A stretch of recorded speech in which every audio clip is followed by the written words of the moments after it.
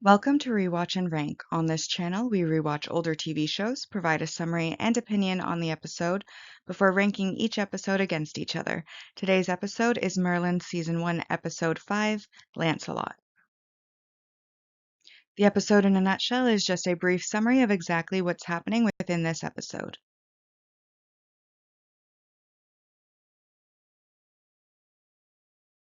We'll now go into a more detailed scene by scene, a summary of the episode, and give our opinions on it as we go. All right, so we open this episode with Merlin foraging for some mushrooms in the forest. We then off screen hear some screeching, which catches Merlin's attention. He stands up, looks around, sees the griffin, realizes he needs to start running, and starts running. As he's running through a clearing in the forest, he trips over air and falls on the ground. And this is when the griffin catches up to him and starts, I don't know if there's an actual name for it, but just waving its hooves in the air above him. And that is when Lancelot comes in with his sword and starts swinging in the direction of the griffin. The sword then breaks, and he grabs Merlin, saying that they need to run. They run through the forest until they reach a pile of dead logs, where they then quickly hide behind the logs, and then the griffin flies away over their heads, and then we see that Lancelot was wounded. We then go into Gaius's chambers, where Lancelot is laying on the bed while Merlin hovers in worry as Gaius treats the wound and notes that the wound itself is superficial, so Lancelot's fever will pass, and that he should be fine in the morning. Now, I mentioned this also when Arthur was fighting the cockatrice, and now I'm certain that it had to do more with CGI at the time period that this show was being filmed, that when they are fighting mythical creatures, they legitimately swing at nothing. They swing at air. It's so obvious that they are swinging at air, at nothing. Like he's there stabbing and you can see the full sword. It doesn't even look like the sword's going anywhere near it. And then when he's swinging, it's fully at the air. And so because of that, I can forgive that because that's obviously a technological thing, not actually the show's intention. But then, one, you got to give kudos to Lancelot for saving a complete stranger when he didn't need to. Two, I have no idea how Gwen chose Arthur because that man is good looking. And then third, at no point, and again, this could be the CGI, did it look like the griffin ever actually got near enough to Lancelot to be wounding him. But apparently he did get a superficial wound. I also find it kind of funny, and this coming back to kind of the comedic nature of the show, where there's a griffin. It sees Merlin and starts chasing. It's Lancelot interferes. It keeps chasing. It watches them go over a pile of dead logs and just gives up. Doesn't think, oh, let's just fly over to the other side of the logs and come back. Doesn't think to, stop and wait for them to crawl out from behind the logs. No, just, oh, there's logs in my path. Well, better fly off now. It's impossible. Can't get my prey now. Ridiculous. But really funny, and obviously it had to happen so that that part could end. We then get a scene of a village with smoke coming out of it, and then we see Uther and Arthur on horseback in the woods observing this village while Uther asks what kind of creature could possibly have done this. And Arthur notes that they found no tracks, so what the villagers say about it having wings needs to be true. Arthur then also makes note of the fact that whatever it is has a taste for human flesh, as it took no livestock, only people, and this, of course, worries Uther, who gets a look of concern on his face, and he tells Arthur to post sentries on all outlying villages and all lookouts on full alert, because if this should come to Camelot, they he wants them to be ready. Obviously, this scene is just a really short little snippet of Uther and Arthur finding out about the griffin, but they don't know yet that it is a griffin, just that there is a winged creature attacking the villages. And this, of course, sets up our magical element for this episode. We start this scene with a rooftop view of Camelot before we see Lancelot gazing out of a window, telling Merlin about how ever since he was a child, he's dreamed of coming to Camelot and joining the Knights of Camelot. And then he starts to become self-deprecating, saying he knows what Merlin's thinking, he's expecting too much. After all, who is he? They have their pick of the best and bravest in all the land. Merlin, of course, his life having been saved, is lounging around listening to him. He leans forward and assures Lancelot that they are going to love him. Lancelot, of course, is unsure, but Merlin tells him he's seen him in action and he could shame Arthur himself. Lancelot once again goes the self-deprecating route and says he hardly thinks he could. And Merlin then says that, in fact, what he's going to do is go talk to Arthur right now. Lancelot asks if he knows Arthur, and Merlin very confidently, as he's heading towards the door, turns back and smiles and says, "Oh, yes." We then get a view of the training grounds, where one of the nobles is testing to become a knight. His final test is to last 1 minute against Arthur in combat. Arthur gives a little bit of a speech. They flip the hourglass. The knight comes at Arthur, and within like 10 seconds, he's on the ground, knocked out. We then see Merlin following Arthur with some armor that needs to be worked on, as Arthur is adding to it as he takes pieces off. And Arthur complains about how Grummins, which is the knight they were testing, is the third knight to fail that month, and wonders how he's meant to defend Camelot with rubbish like that. Merlin then says that he can help. Arthur, of course, thinks he's talking about himself and says, "You, Merlin, you haven't the faintest idea what it takes to become a knight. Courage, fortitude, discipline." Merlin then agrees that he does not know what it has to be a knight, but he knows someone who does, going on to say how he saved his life. Arthur quips that that's blowing it for him, for starters, and Merlin again says that he's really good, honestly. And Arthur says he's sure he's terrific, but you forget the first code of Camelot, which is that only those of noble blood are able to serve as knights, so unless he's a nobleman. And then Merlin decides to lie, as has become a bit of his modus operandi. He has decided to lie and say that Lancelot is a nobleman.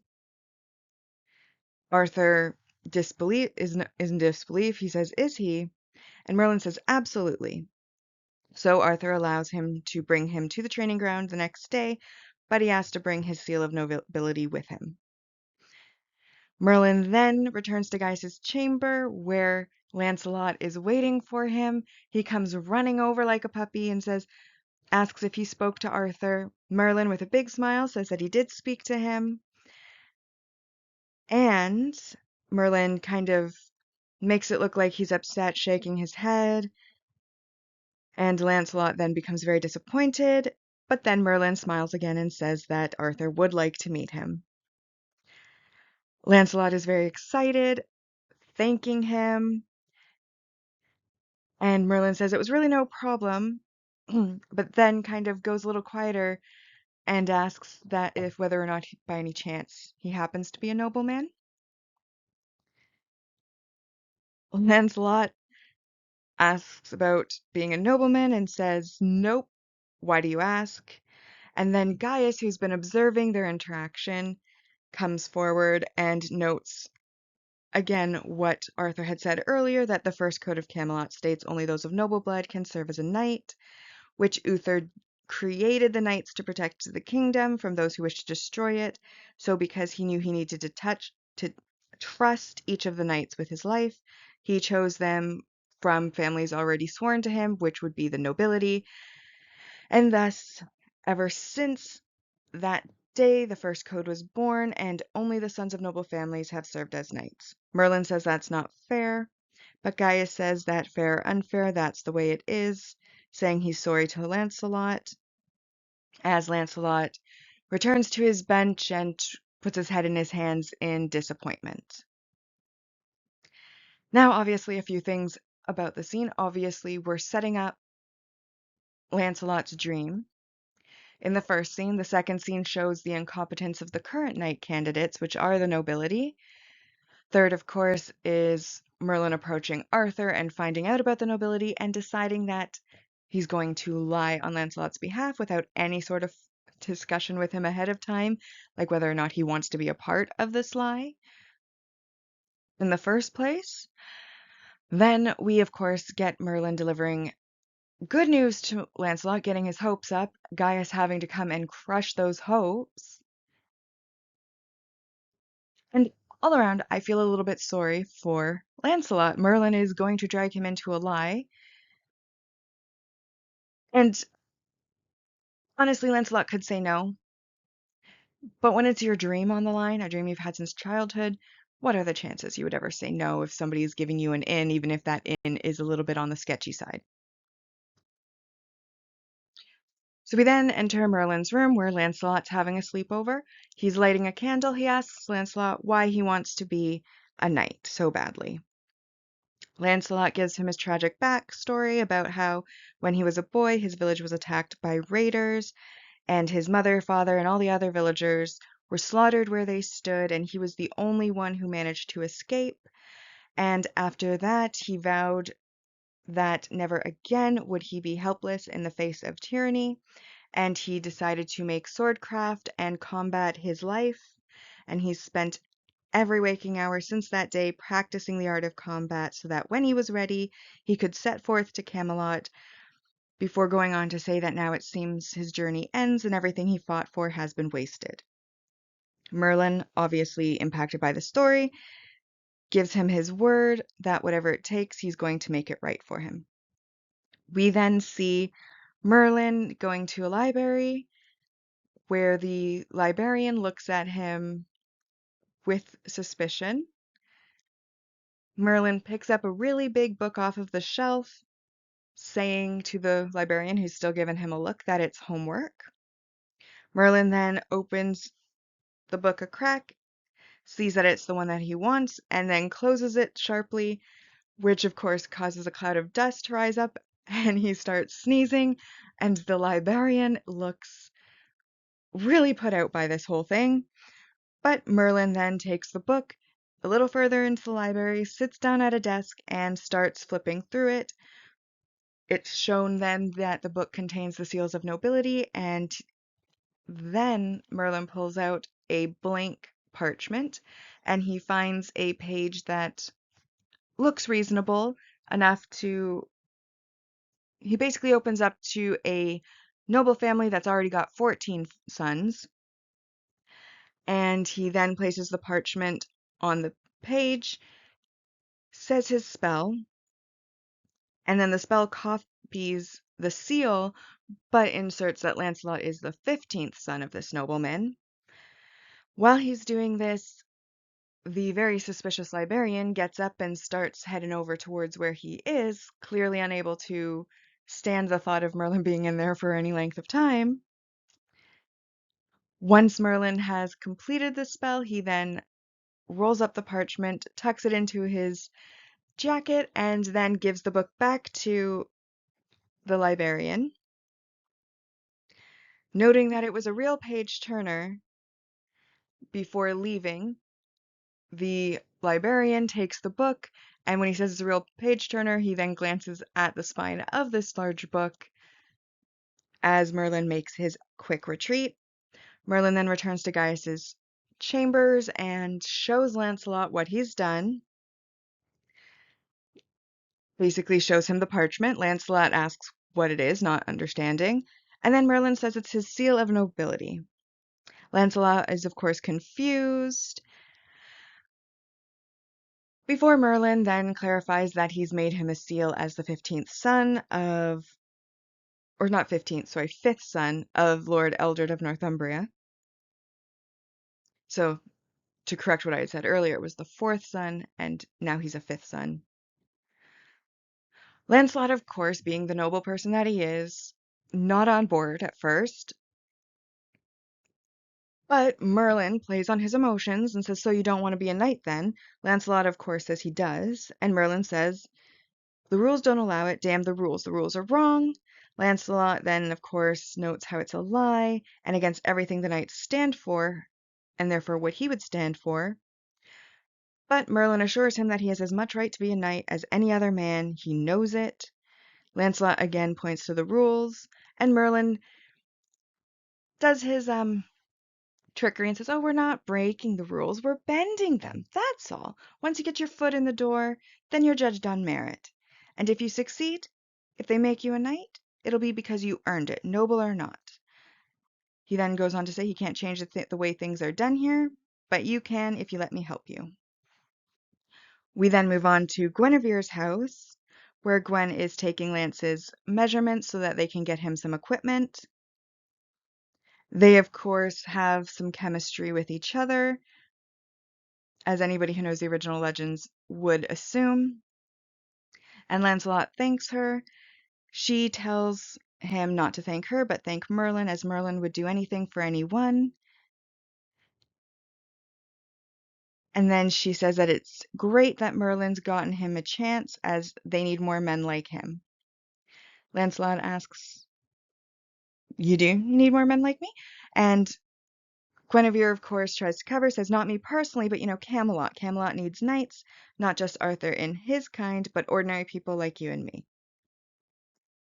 He then notes that he's not a knight yet, my lady, and then she jokes that she's not a lady.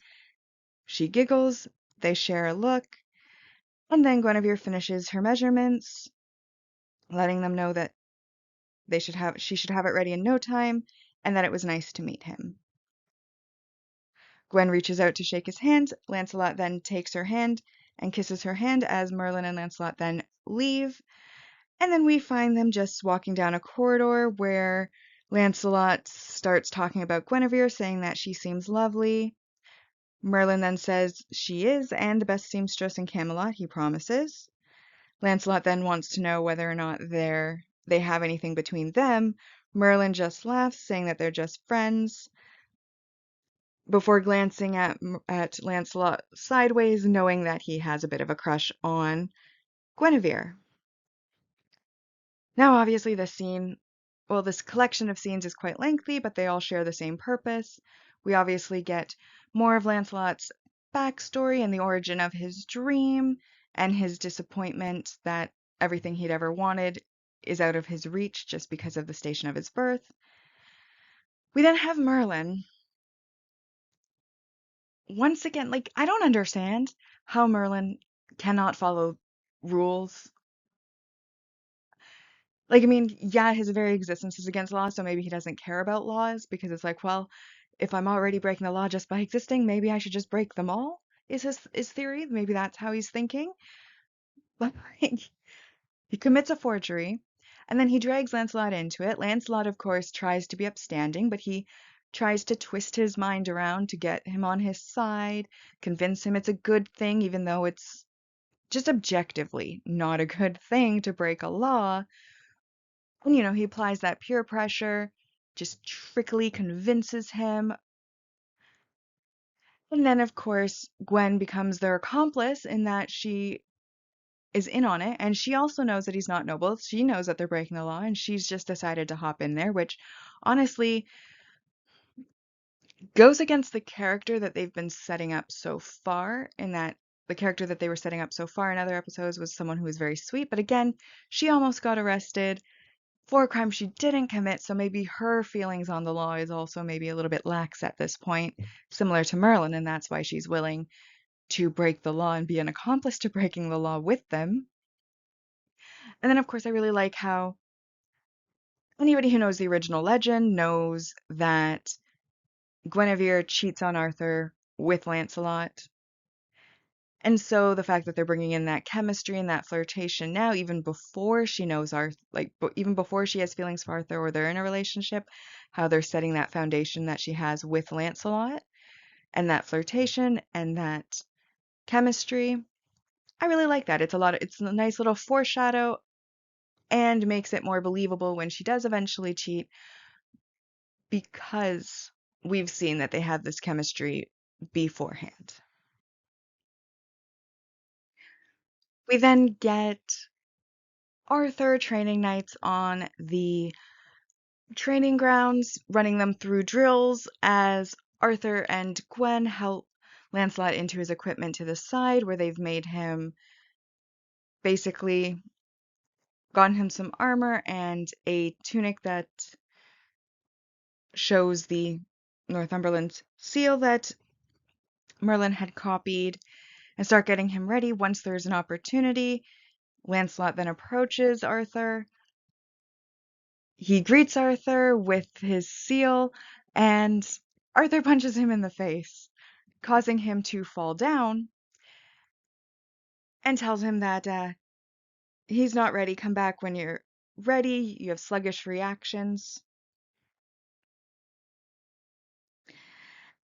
And then Lancelot gets up, tells him he is ready, and Arthur, basically, who has been walking away, turns back and tells him, fine, he can start by cleaning out the stables. The onlookers laugh, and Lancelot, of course, looks disappointed and uncertain. He glances over at Merlin, who then gives him thumbs up. And this is just obviously cute little scene. It's where Lancelot's now basically at the point of no return on their little lie that they're doing. He has now introduced himself as nobility to Arthur to get his opportunity. And I just love how he just gets punched in the face at random, and then Arthur uses the excuse of, oh, well, now you've got sluggish reflexes. You die on the battlefield. Can't be a knight. And this is probably because Merlin was the one who introduced him. But at least he does let him have a chance to clean the stables. We then see Merlin helping Gaius to create some potions, and Gaius, while they're doing so, brings up how sorry he is about Lancelot, as he could see that Merlin was upset. Merlin, however, just brushes it off. That's life, you win some, you lose some. Gaius notes that he's taking it very well, that he's being very mature, and Merlin thanks him for that, just as Lancelot comes in covered in substances, mostly dirt, but he was mucking out the stables. Let's not forget. Merlin asks him how it went. Lancelot just grunts before he makes his way into Merlin's bedroom, and then Gaius gives Merlin a look. Merlin tries to make the excuse that he found work at the stables, and Gaius tells him to tell the truth before he loses his temper. Merlin then reluctantly lets him know that he's trying out for the knights. Gaius says that the first code of Camelot has never been broken for any man, asking Merlin what he's done. Merlin says he bent the rules, because the rules are wrong and they're unfair. Gaius then inquires whether he used magic to bend the rules, and Merlin says it was more of a trick than actual magic. Gaius then, of course, goes into full parental mode and basically says that your magic is not a toy, Merlin. It's not for you to use or abuse as you see fit. Merlin just placates, I know, I know. And then Gaius asks why he did it.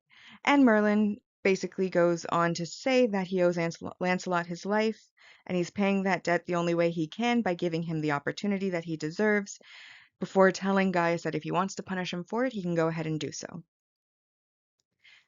Now, obviously, this, of course, brings up the fact, again, that the first code of Camelot's never been broken for any man, And yet we also learned in a previous scene that Uther is the one who put that code into place, which means prior to Uther, all the previous kings of Camelot before him, like his own father, grandfather, great-grandfather, so on and so forth,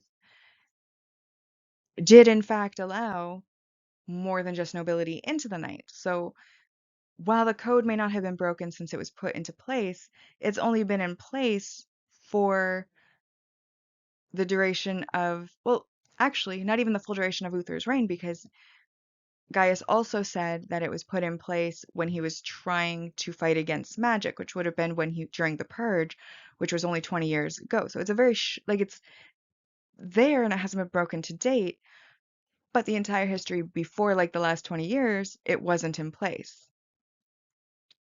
So I feel like the president will still exist and be set that, you know, commoners could potentially do that. And of course, we'll see that later with Arthur, as we know, Knights of the Round Table and all that. And then, of course, Merlin and his terrible lying, why he even continues to try is beyond me, and how he didn't get caught yet with how obvious he is about these things and how easily seen through he is. I will never understand. But again, we also get like reinforcement of the more parent-child relationship or grandparent-child relationship between Merlin and Gaius that's been being established through these early episodes as well. We then find Lancelot sharpening a sword in the lower town when Arthur arrives. Arthur then takes a broom, tosses it over to Lancelot. Lancelot catches it with his reflexes, which Arthur calls not bad. Lancelot then stands and bows to Arthur, who then takes another broom and removes the bristles and tells him that he'd like him to kill him. Lancelot, of course, is confused, and Arthur says, "Don't pretend you don't want to." Lance then removes the bristles on the broom that was thrown to him,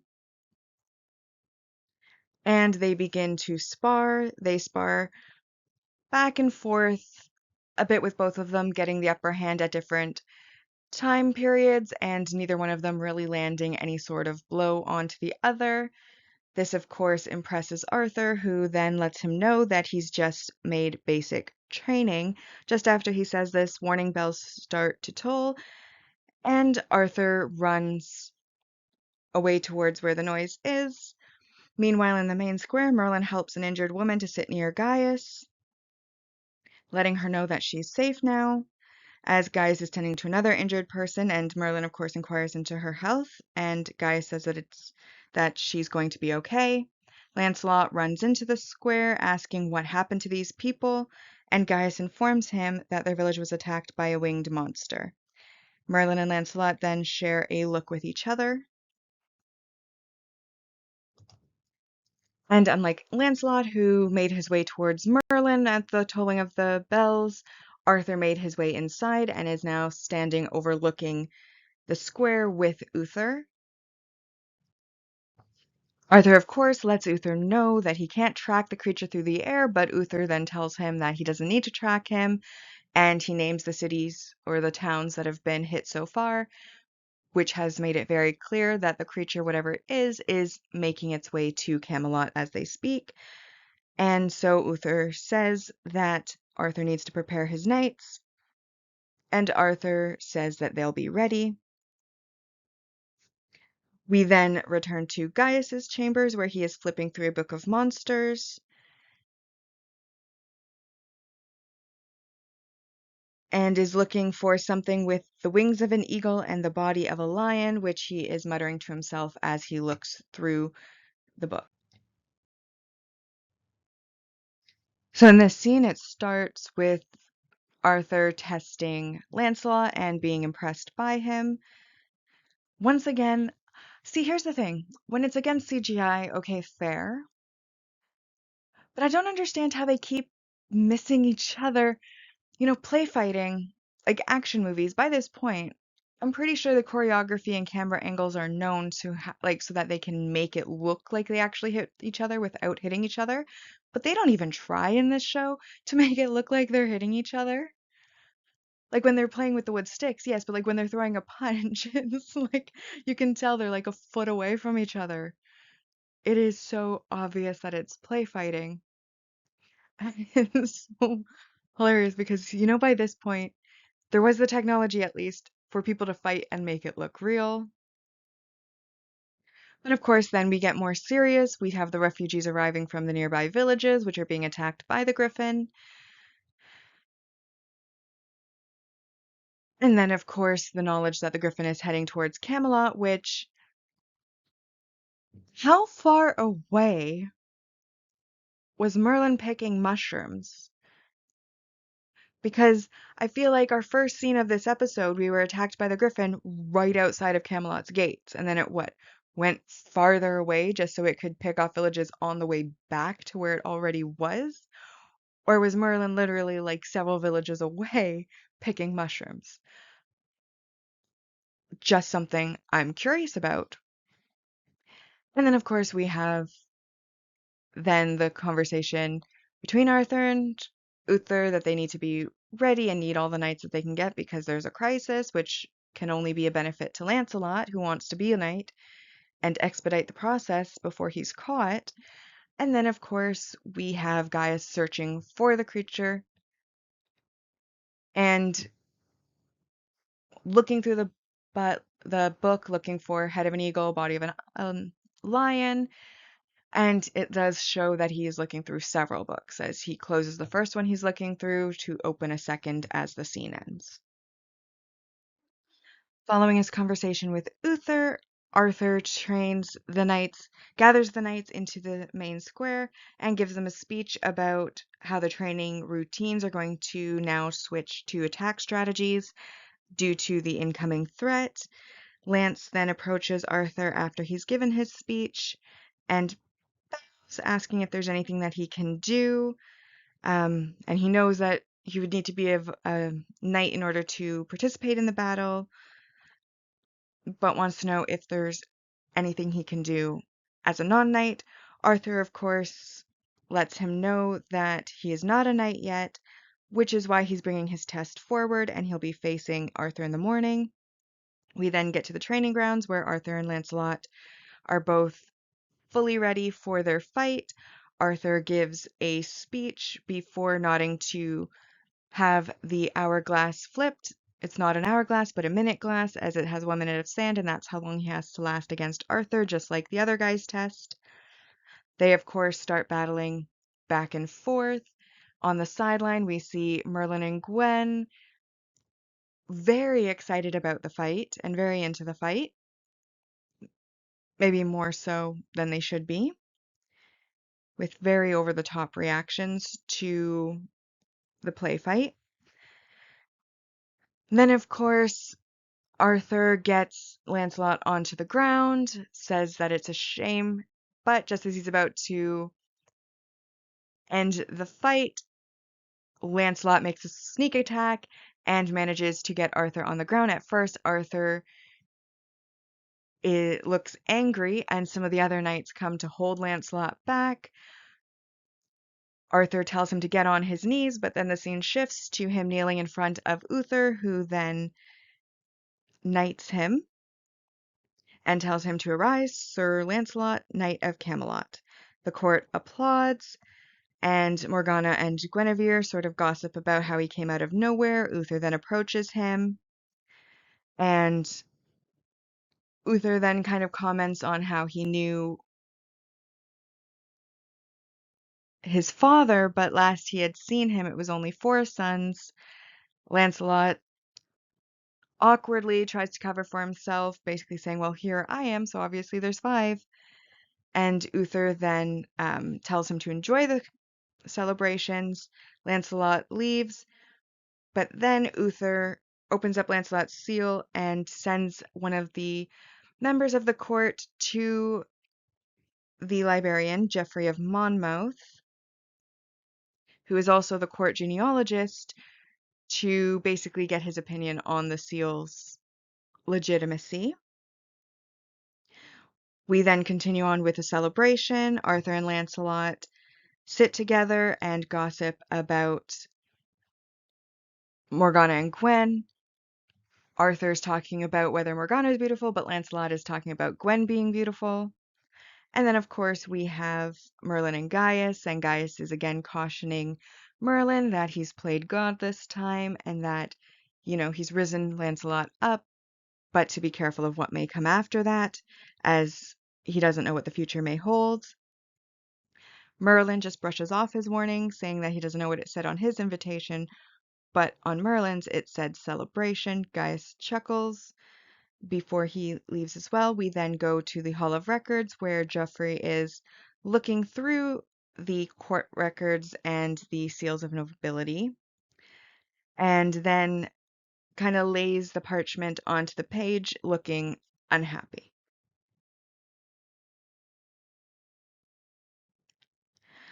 Of course, then we also get Merlin gossiping with Gwen as well at the celebration about Lancelot and how Lancelot may have eyes for him, and she's saying that he's not her type, and Merlin comments on the fact that she basically tells him that every guy isn't her type, and he's not sure she'd even know what her type was.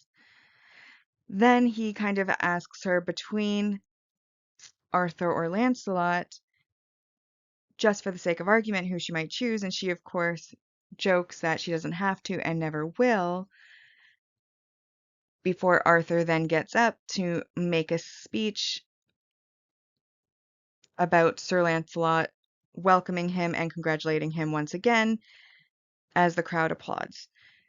Now, obviously, we have a bit of foreshadowing to the love triangle going on here, with Merlin joking about her choosing between Arthur and Lancelot, and then her saying she never will, when we know that that's not true. We've got a lot of gossiping going on. We have the whole celebration, the drinking at the celebration. We also are getting our first look on how Lancelot's going to be found out, as we have Uther being suspicious.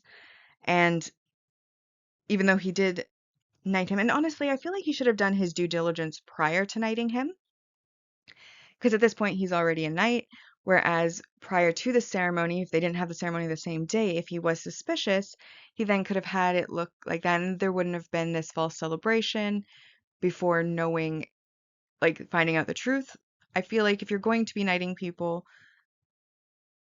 due diligence prior to making it official would have been better. Just saying. But ultimately, we now see that Uther is suspicious. He's hiding that from Lancelot and Arthur, but has kind of sneaky on the down low gone and tried to get it verified. We then get the day after the celebration. Merlin and Lancelot are coming out of his room hungover. Gaius gives them a hangover cure, and just after he does so, while they're still happy, two knights come in and arrest Lancelot on the king's orders. We then go to the council chambers where Lancelot is brought before Uther, who has Geoffrey with him, who then tells them that the seal of nobility Lancelot brought is a forgery, and Uther confirms with Lancelot, who very easily confesses that he did in fact lie about his nobility. And then Uther comments that he's broken the first code of Camelot and brought shame upon himself and us, and that he's not worthy of the knighthood bestowed upon him and never was and never will be, sending him away.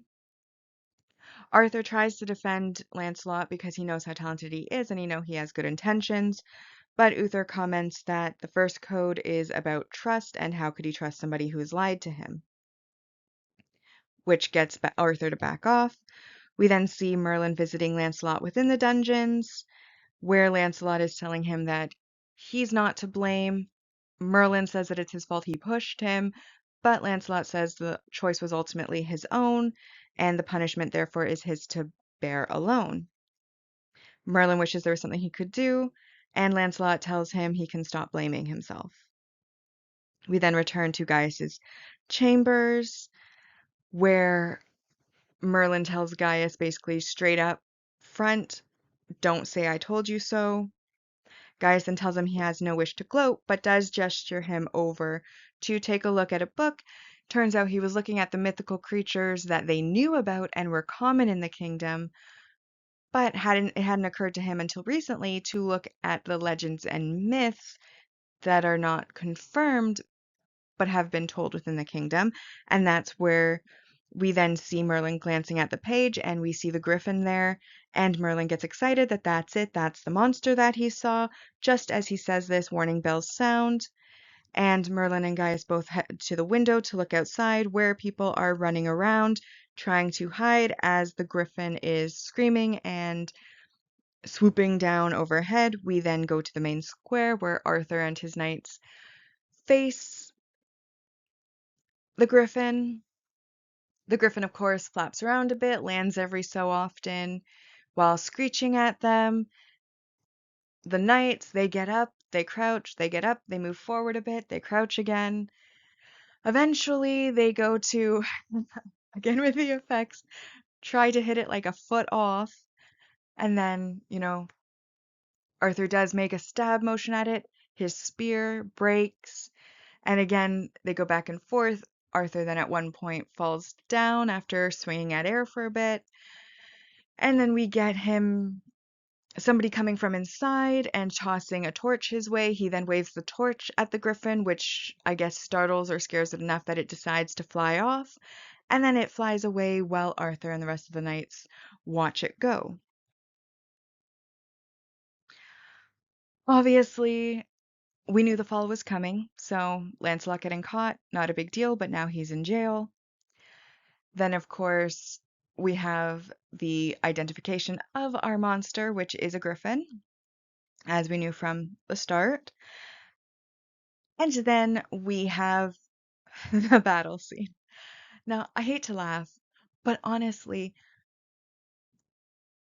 I don't know what the budget was for the first season. So I don't know if they just didn't hire good choreographers, didn't have the capacity for really good effects, if because of the way they had to do things, there had to be certain levels of distances so that they could put like the creature in after. But it literally was like a choreographed like dance routine where they were like up, down, forward 2 steps, up, down. And then, then they run at it a bit, but then they're all swinging at air. None of them are hitting the thing or even coming close to it. And it's like, at this point, maybe you don't need to like go in the air. And then there's also, of course, the fact that they always do basically to try to cover up this type of thing. They're always doing like tricks with their weapons, like flipping the sword around, like twirling it like a baton, or in the case of the spear, tossing it up so that you can catch it in a new position and so that you can fight it. But then when you go to actually like stab it, you're back to the old position. It's very funny to watch, and it looks almost like you would imagine at like a cosplay or Renaissance fair. It doesn't look real or believable to me, at least. I mean, I think for like, well, again, like by that time, Hollywood as a whole would have, although this is made in England, but even in England, they would have had movies for quite a long time. I'm sure they do action movies. I'm sure by now it's known kind of how you can fake fight without actually hurting anybody. And it seems like they just haven't put in the effort to make it look realistic. And I don't know if that was just the choreographer that they had hired or what was going on with it, but it does look very fake, comedically so. We then enter the council chambers post-fight, and Uther is praising Arthur for his knights being the best in the land, and that was proved today. But Arthur is keeping his head, saying that he knows it's still out there. And Uther then says that they're not going to wait for it. Kingdom's been menaced too long. We're going to finish it. Gaius then steps forward, informing Uther of the identity of the griffin. Uther then asks him for more information on the griffin. Gaius then says the griffin is a creature of magic, and Uther then stops listening, saying he doesn't have time for this. Gaius then pushes and says that it's born of magic, and therefore can only be killed by magic.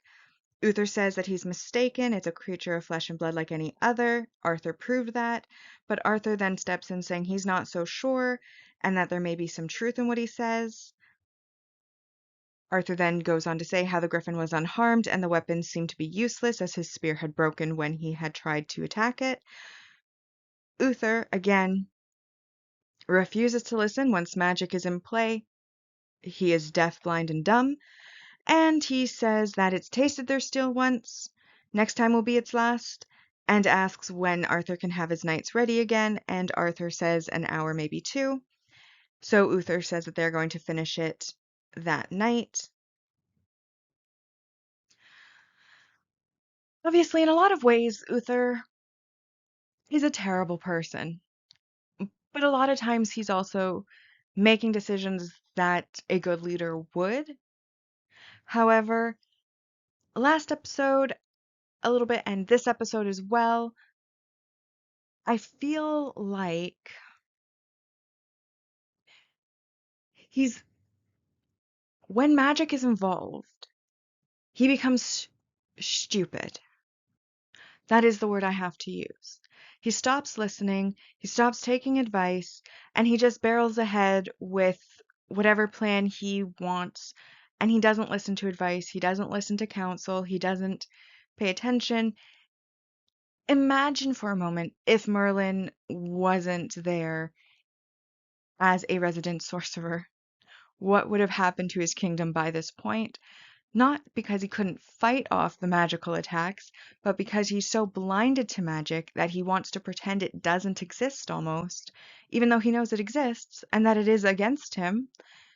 And he's almost willing to sacrifice anyone or anything to live under these blinders of he destroyed magic, magic won't attack, and magic's not real, magic doesn't exist. Whereas I feel like in the earlier episodes, he knew magic still existed and magic could still be used against him. But honestly, I believe that's why he keeps Gaius. Gaius doesn't practice magic, but he knows about magic, so he can give advice on magic. That's kind of what Gaius has been doing since episode 1. So he should, at the very least, listen to his magic advisor, physician's words when he's identified what the creature is. And I feel like it's odd to me also that Uther wouldn't have the foresight to know, or whether he would have known that magic may be against him in future and he hasn't completely eradicated it.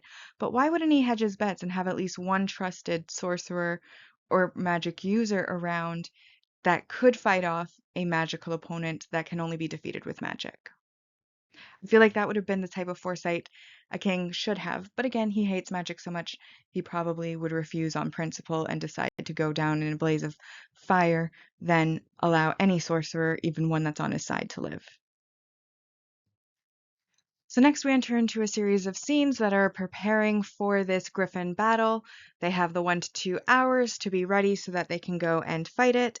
We first start in Gaius's chambers, where Merlin enters with Gaius, and Merlin asks if it's true that the griffin can only be killed by magic, and Gaius confirms that he's certain of it, and that if Arthur rides out against it, he is going to die.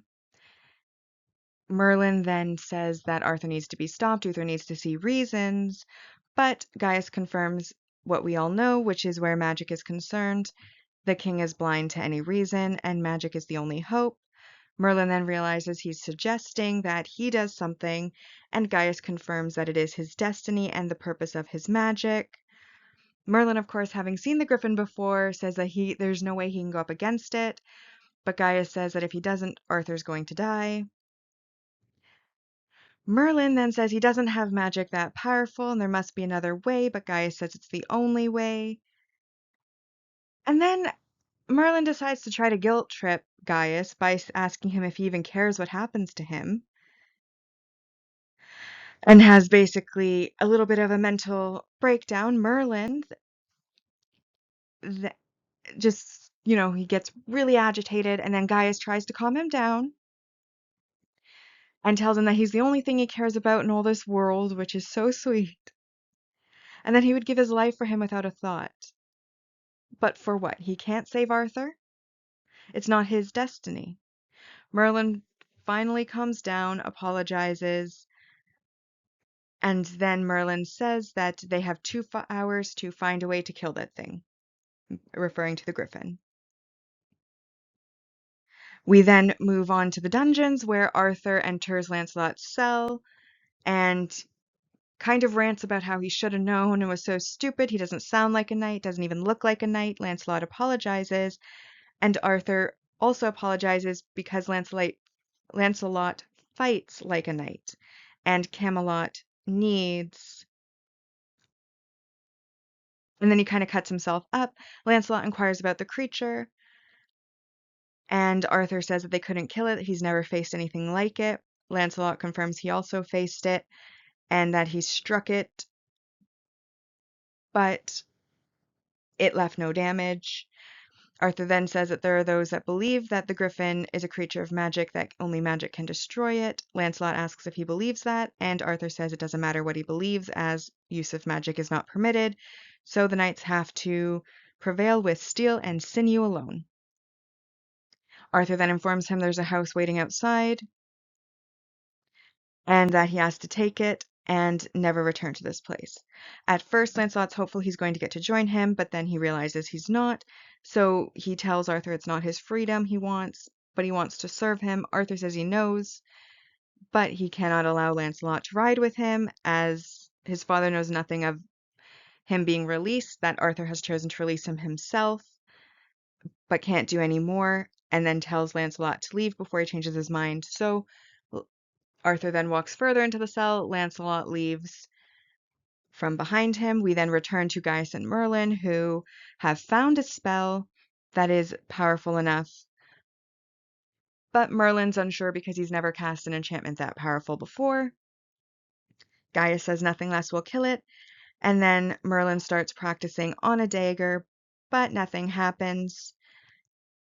And Gaius tells him not to worry, they have plenty of time. We then move on to Guinevere's house, where Lancelot has arrived, asking her for weapons, armor, best she has. She asks what it's all about, and he says that Arthur stands in mortal peril, and he must do what he can to protect him. It's his duty, knight or not. Guinevere realizes he really believes that, and says that she's never met his like before. Lancelot then approaches her, and they stare soulfully into each other's eyes, and he says if he should not return, and she tells him not to go, and he tells her but he must. And Gwen nods, and then we return to Arthur, who is basically with his knights, says it's time, mounts his horse, all the other knights are also on their horses, and they start to ride out of Camelot. Meanwhile, Merlin, still in Gaius's chambers, still hasn't managed the spell yet. And Gaius is trying to be encouraging, but Merlin still hasn't gotten it. He even tries various positions, holding it in front of him, kneeling down before the rusty dagger as he says the spell. All of it doesn't work. Then Gwen runs in saying that Lancelot's riding out to kill a griffin. This, of course, shocks Merlin, and Merlin runs out of the room while Gwen joins Gaius in watching him leave. We then enter the lower town, where Merlin finds Lancelot as he's saddling his horse. Merlin says then he's going to go with him. Lancelot says no, he's not going to bring him, but Merlin tells him to just try and stop him. Lancelot reminds him he's not a soldier, but Merlin says that Arthur needs all the help he can get, and that they are going to go. Now, obviously, like I said, this is just a series of scenes that are preparing for the fight to the Griffin. Once again, okay, so again, they set the premise that Merlin is the most powerful sorcerer of all time. So if there is a spell that any run-of-the-mill sorcerer is able to use in a magic book that isn't unique to him in any way, why does he struggle so much to learn spells? I know that his magic is very instinctive, but he's had it since birth. He knows his magic. He knows he has magic. He knows he's more powerful than the norm.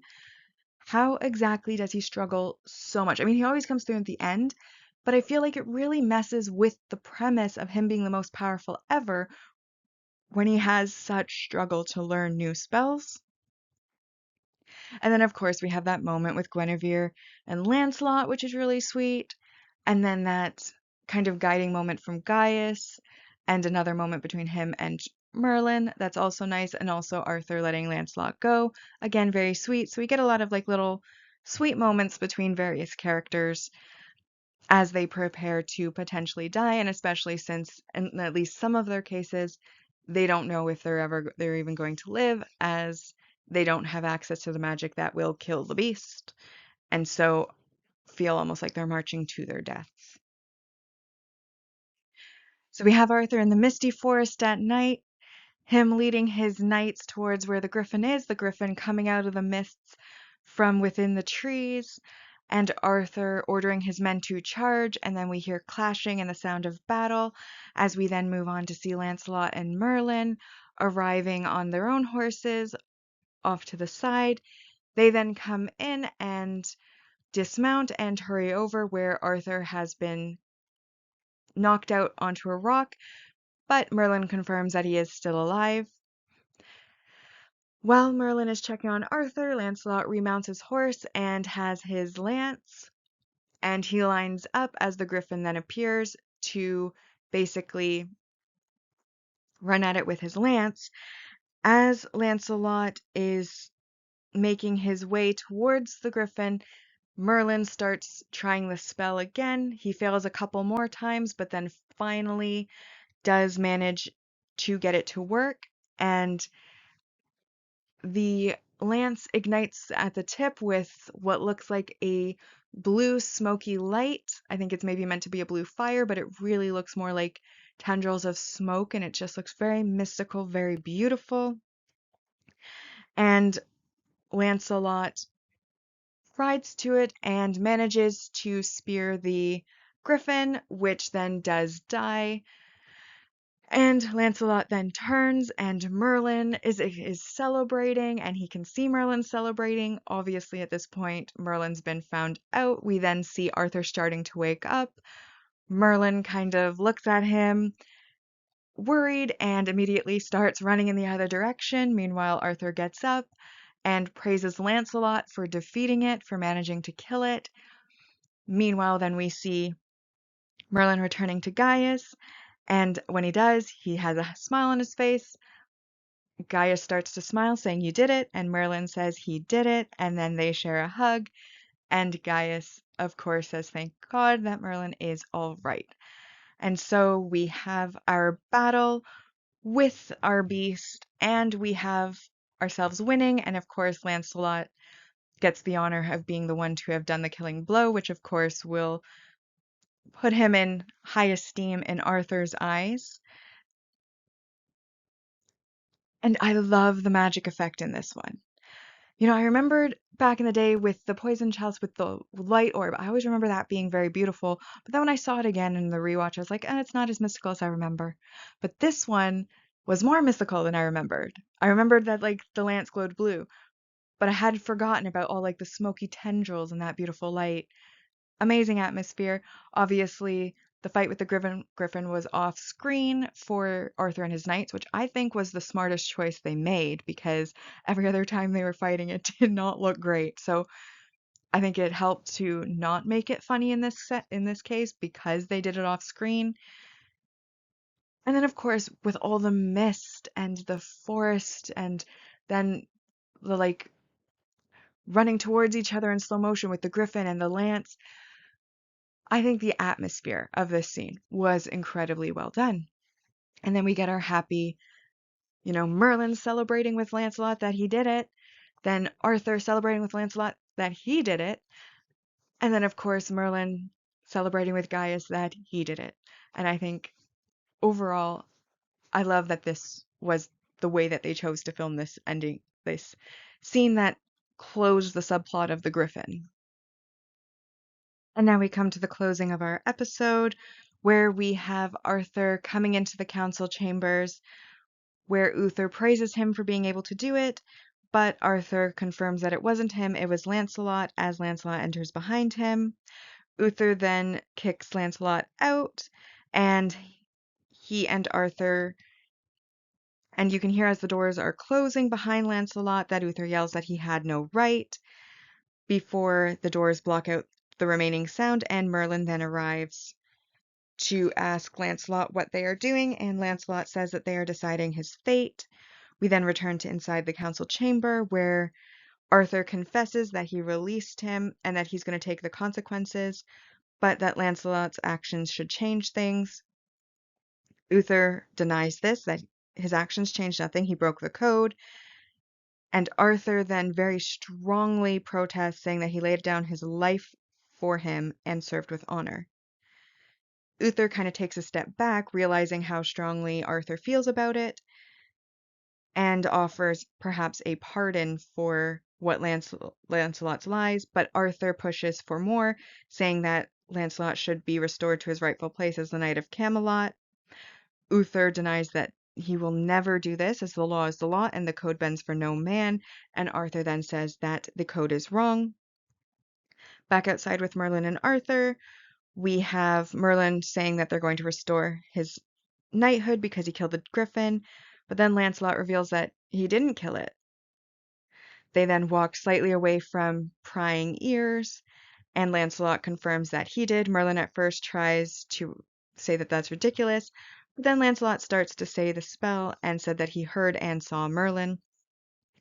Merlin looks a little hesitant here, a little worried, but Lancelot then tells him not to worry, that his secret's safe with him, but he refuses to take credit for something he did not do, and he refuses for there to be more lies or deceit.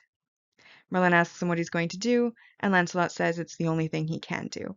We then see Lancelot bursting through the doors, Uther being startled, asking what the meaning of it is, guards moving to restrain Lancelot, but Lancelot asks to speak, and Uther decides to hear him out. Lancelot then comes in to ask for forgiveness and bid farewell. Arthur is surprised by this, as he was going to bat for him, and he asks what the meaning of it is. And Lancelot then goes on to say how he lied to them both, and now there's conflict between them. He cannot bear that burden, and they should not bear his. He then goes on to say that he's going to start again, far from here, and if one day fate grants another chance, then they may see each other again. Arthur then says that he's already proved that to us, and Lancelot comes back with the fact that he must now prove it to himself.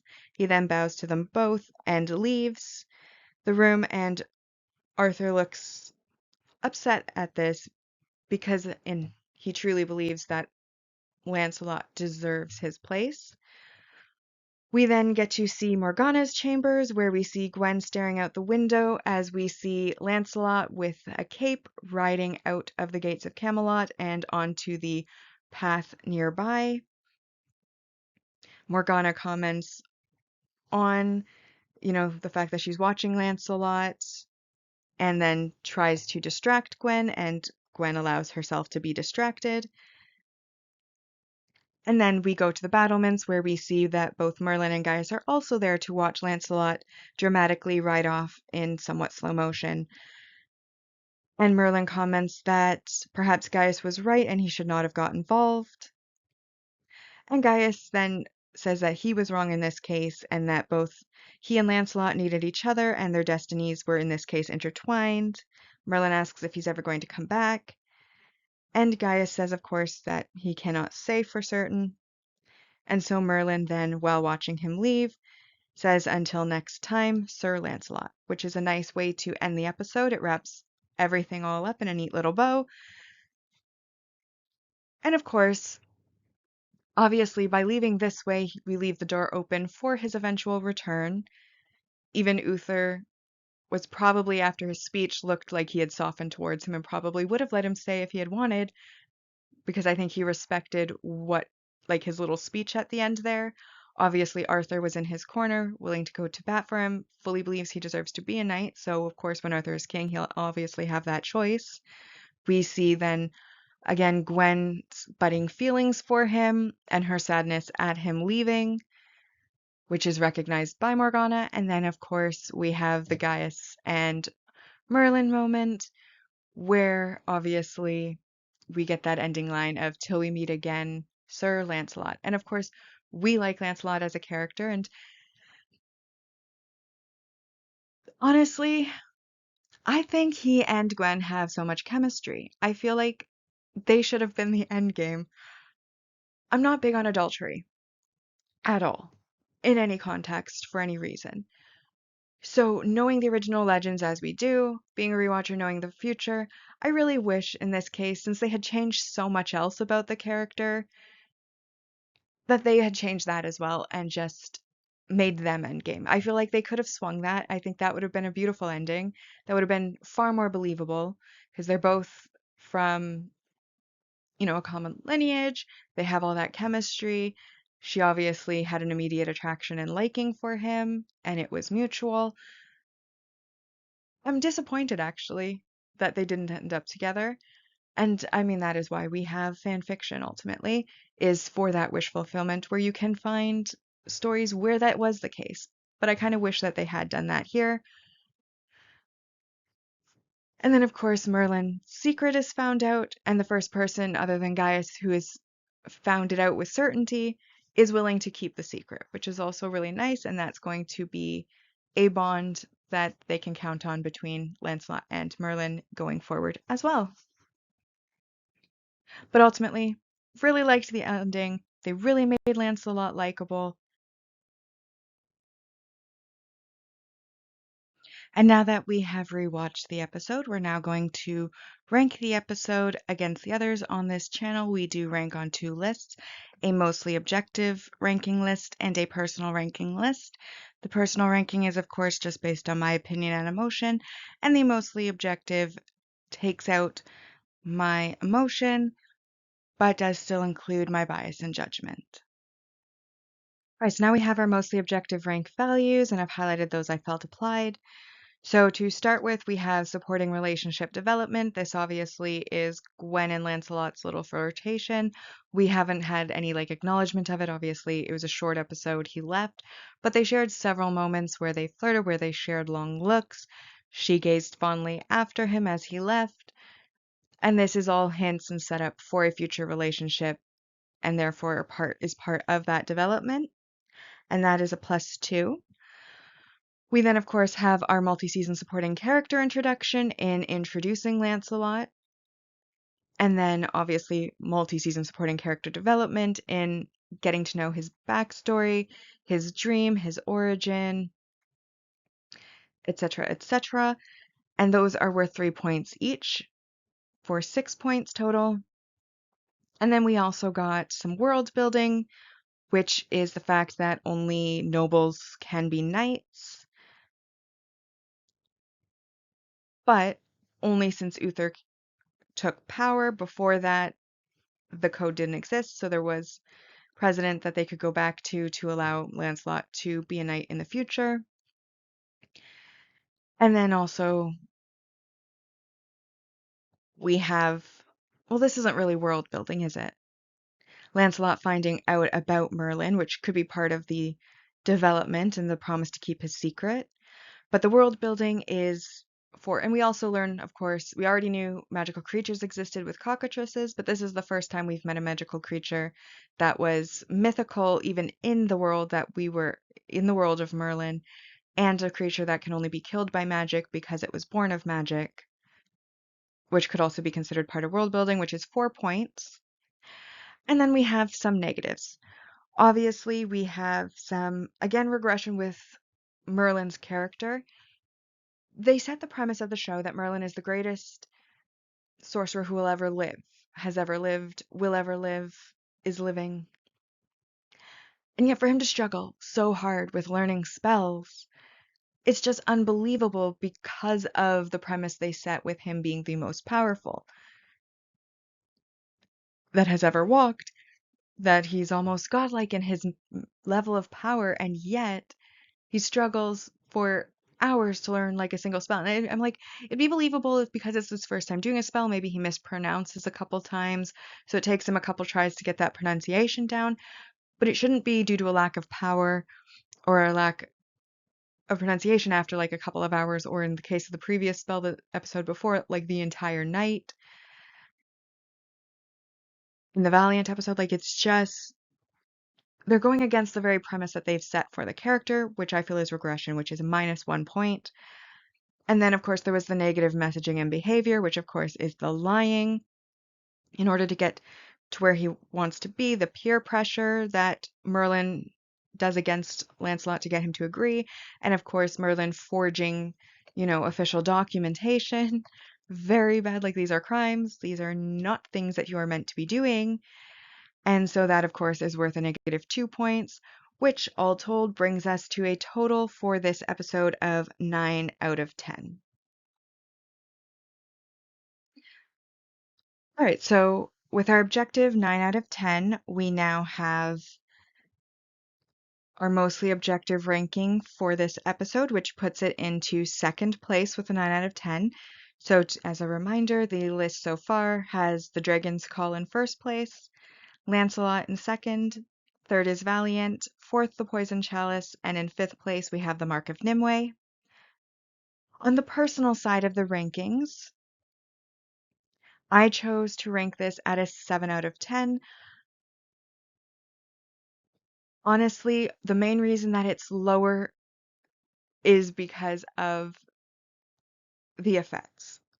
A lot of the way. Like, I liked Lancelot's introduction. I like his flirtation with Gwen.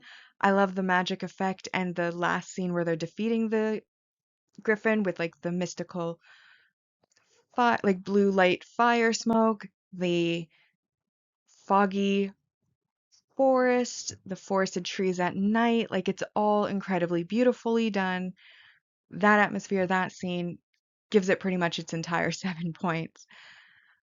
Obviously, there was some negative behaviors that were going on. Every time that they fought the Griffin before that final scene where they defeated it, like before that final scene, anytime that they had been fighting that Griffin, they did terribly. Like, the effects, they were like a foot away from the thing, like just swinging at air. Like, of course you didn't do any damage. You didn't even hit the thing. Like, it was just so bad. And it was funny, entertaining, but like it was so bad. And it honestly looked like Renaissance fair choreographed little routine. It didn't feel realistic. And that kind of jolted you out of your like suspension of disbelief into the world, into the show, into everything. But that final scene was so well done that it makes up for everything. And so 7 out of 10 was where I placed it, which means that, as a reminder of the personal ranking, in first place we had the Poison Chalice, second place the Dragon's Call, third place is where Lancelot now falls, and fourth place was Valiant, and the fifth place was the Mark of Nimue. And so we come at last to our series ranking, which is where we rank each season against each other, and we won't know the final scores until we finish the entire series, but for now we'll add today's scores to our total for season 1. There are 13 episodes, which means a total maximum score of 130. On the mostly objective, we've added 9, and so we now have 35 out of 130. And on the personal side, we've added 7 for a total of 35 out of 130.